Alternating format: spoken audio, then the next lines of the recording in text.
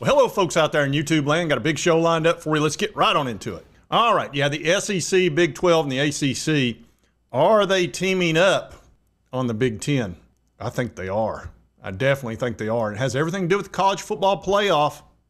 We're going to talk about this today.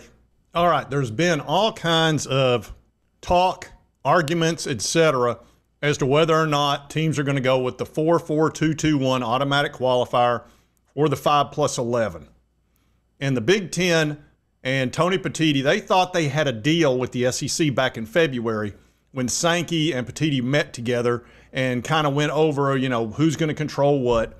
And you know that the SEC and the Big Ten, they get the lion's share of all the money from the college football playoff because they're bullies.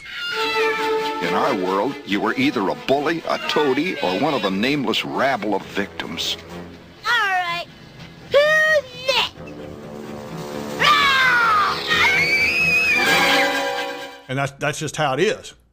They pretty much told them, said, you can either agree to this or we'll just go off and do it ourselves and take 100% of the money. So it worked. Now they're trying to, I guess, bully them again by forcing the 4-4-2-2-1. Big Ten's the conference that came up with this. Tony Petitti, who is a smart dude. I will give him a lot of credit. The TV rights deal he got for the Big Ten is fantastic. It's better than the SEC and way better than Big 12 or the ACC got. So he is not a dummy. And he put together this 4-4-2-2-1, which really it favors the Big Ten because it guarantees them 4 spots. Big Ten is kind of top heavy. They got 4 great teams at the top, and then it gets bad at the bottom. Whereas the SEC is pretty steady all the way through. So that pretty much put the Big Ten, the SEC, dead even as far as how they're seen and how they're treated. And the SEC coaches didn't care for that because as part of that deal, they had to go to a 9-game conference schedule because the Big Ten has 9. And when it first came out, that kind of made sense to me. I was like, the 4-4-2-2-1 would work really well because we'd have play-in games. And that would have been the championship weekend, both the Big Ten and the SEC. And 3 would have played 6. Like last year, Tennessee would have played South Carolina. Alabama would have played Ole Miss. And these teams would have either had a bye or they'd have played for the championship. Either way, it would have been fine. But the winner of these 2 games down here would go to the playoff. And they do the same thing in the Big Ten, which would be really exciting, would be a great weekend. But the more I looked at that, moving to a 9-game conference schedule was a problem for the SEC. And we'll get into that later on in this video. I'll show you all the evidence in the world that you'd ever want to see. And it'll pretty much, it won't put it to bed, but it'll let you understand why the SEC refuses to go to 9 games. But the other problem was the Big 12 and the ACC hated the 4-4-2-2-1, which I thought was a good deal for them. It would guarantee them 2 spots plus possibly 1 more in the at-large 3. But here's the problem, and I hadn't thought about it this way, and if you've played any athletics, you understand. If you agree to only 2 guaranteed spots, automatic, and the other conferences, the 2 big dogs, get 4, you've pretty much told the world you're half as good. You're their little brother. And that did not set well with the commissioners, and certainly not Yormack. And this was on the triple option.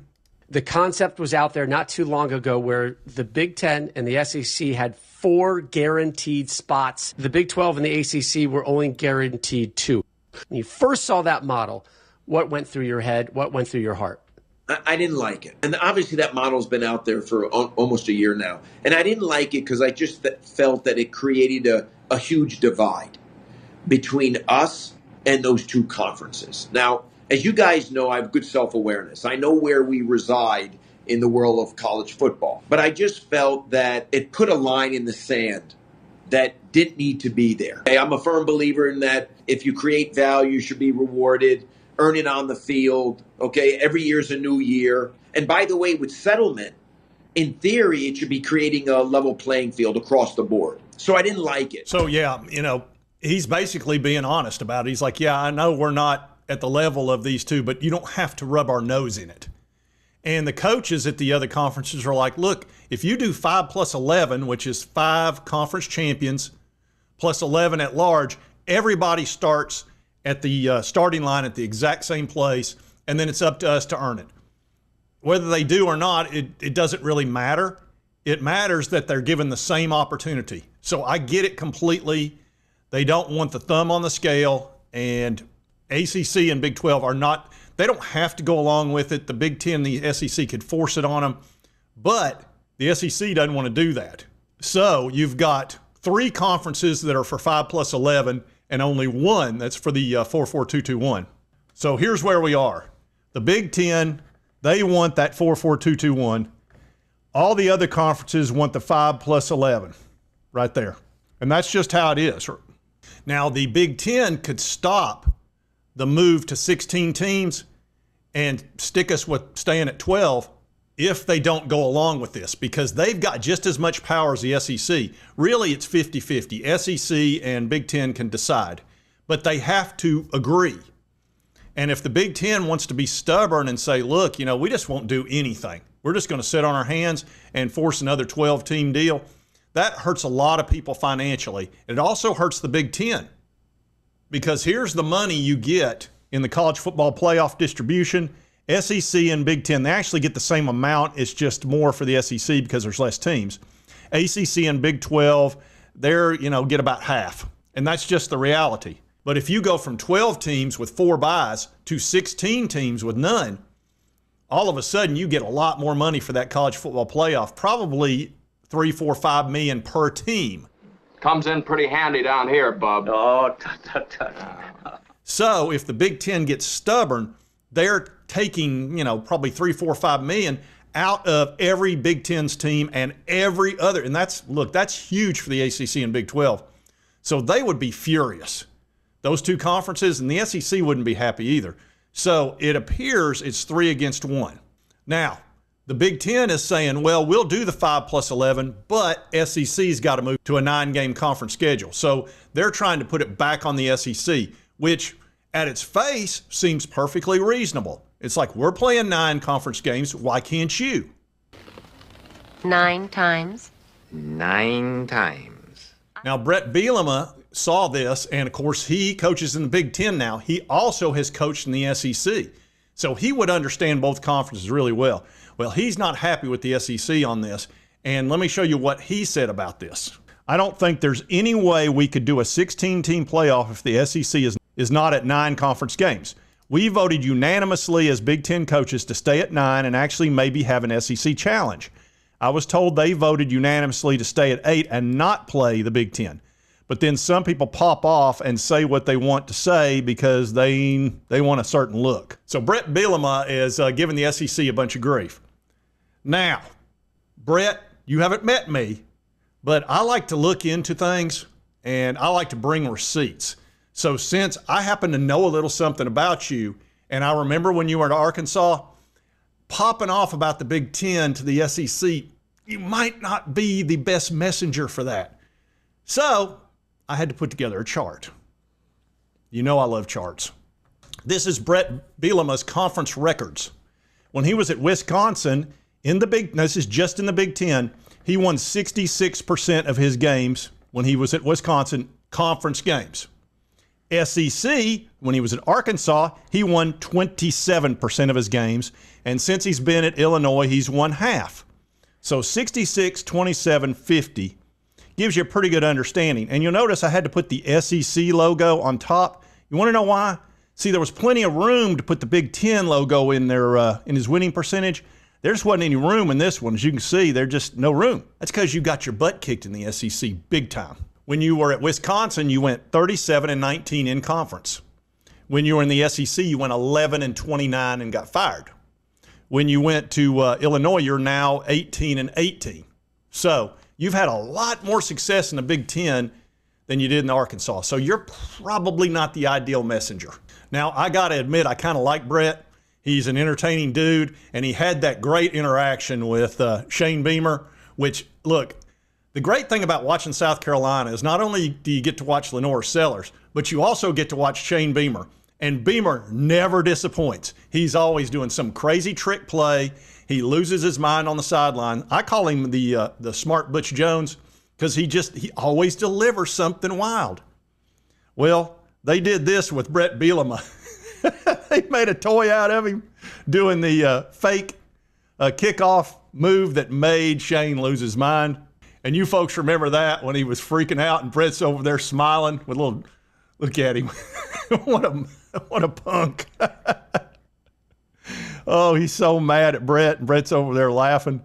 So I'm not really throwing shade at Brett. I guess I'm throwing some at Shane. But look, Shane's making great money, and he got SEC Coach of the Year last year. Shane Beamer, SEC Coach of the Year. That's really hard for me to deal with, folks. It just is. Especially after he creaked us in 2022 with those illegal signs he got. Allegedly. But anyway, Brett, we're not moving to 9 because you say so. Let's also talk about Sankey. Why? See, I think moving to 16 would be a great move because it makes, well, what it does, it allows teams to play other big-time teams in the regular season because there's less likelihood you're going to get kicked out of the playoff. See, that's their arguments. The 4-4-2-2-1 means you can play more tough teams because you're guaranteed 4 spots. I look at it the other way. If you have 16 spots, you can go ahead and take some risk because you can lose up to 2 to 3 games in a season and still make the playoff if you've got a really tough schedule. And Greg Sankey wants strength of schedule brought into the committee's decision-making more than it currently is.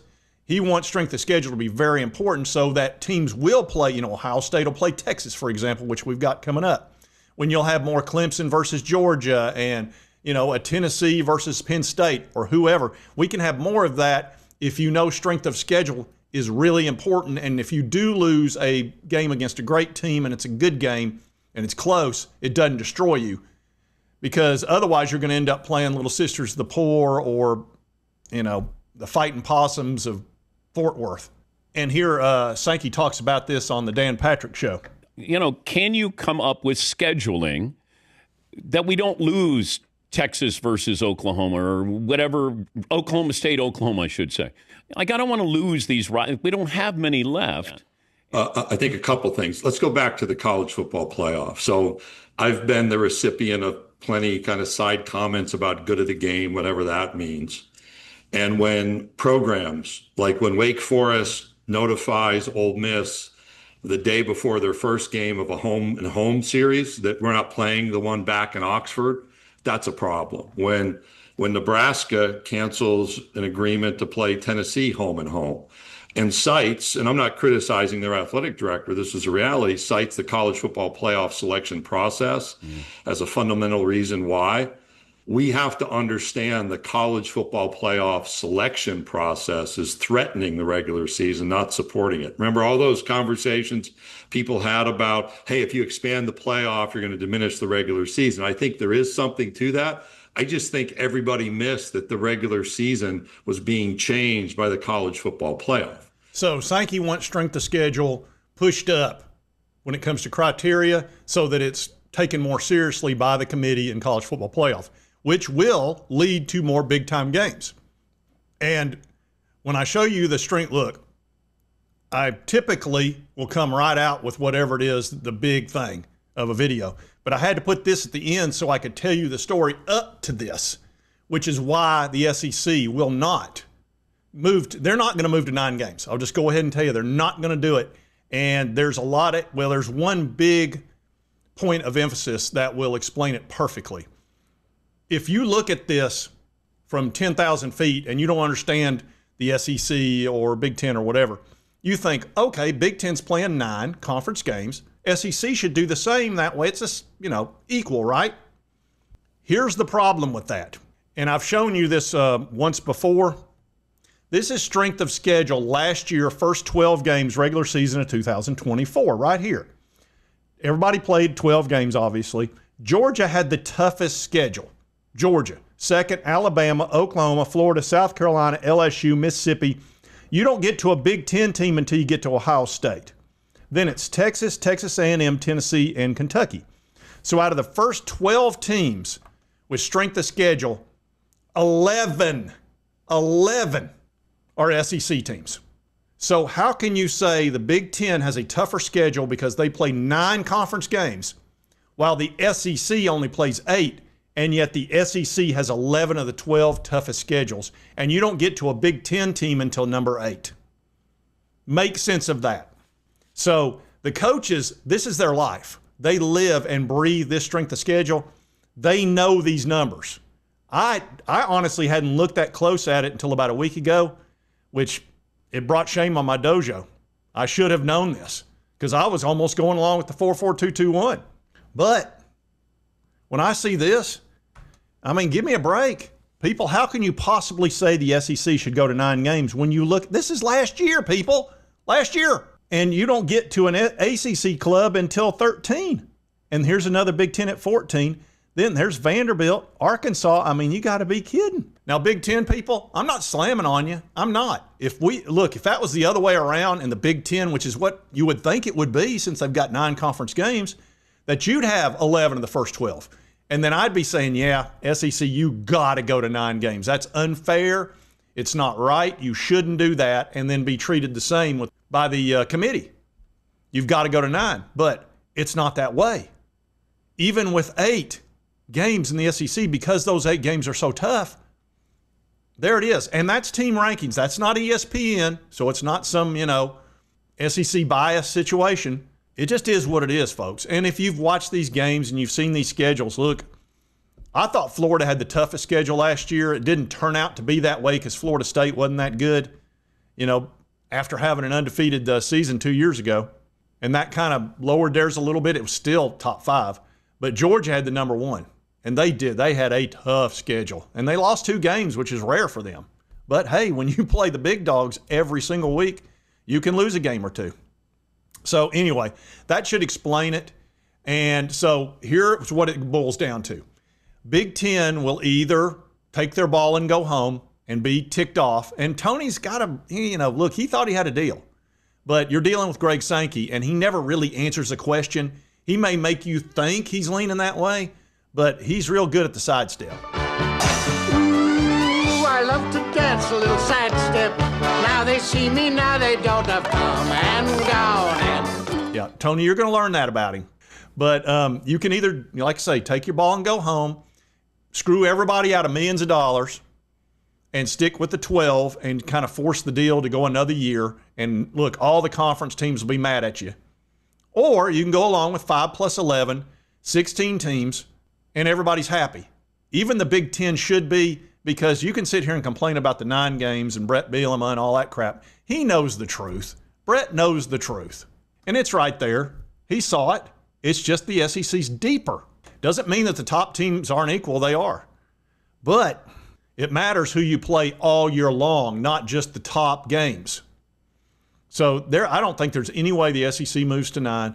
And what I think will happen, I think Tony strikes me as the type of guy that, he likes to cut a deal. He's a deal cutter. So I think he'll end up going along with 5 plus 11. Look, they got until December 1st to make a decision. So it's not like he's got to do it tomorrow.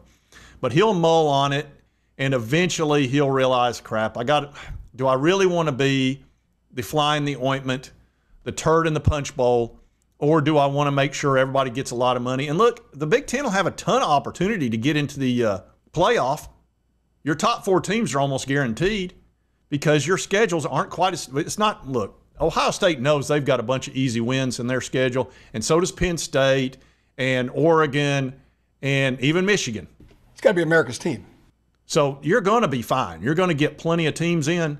And quit worrying about the SEC going to 9 games. You saw the strength of schedule. I mean, that should calm you down and say, okay, we'll go along with it. If that wasn't there, you'd have a great argument. You would. And I'd be on your side. I can be fair. Liar! Anyway, now you know the rest of the story. If you like this content, be sure to hit that like button. Lets me know to continue to cover all these big college sports stories. If you've not subscribed, boom, boom, boom. Hit that button right there. It will not cost you a dime. Help you get my videos. And right over here is a video that YouTube thinks you'll enjoy based on your viewing history. We'll see you next time on Sports Talk Jay. Playoffs? Don't talk about it. Playoffs? You kidding me? Playoffs? I just hope we can win a game.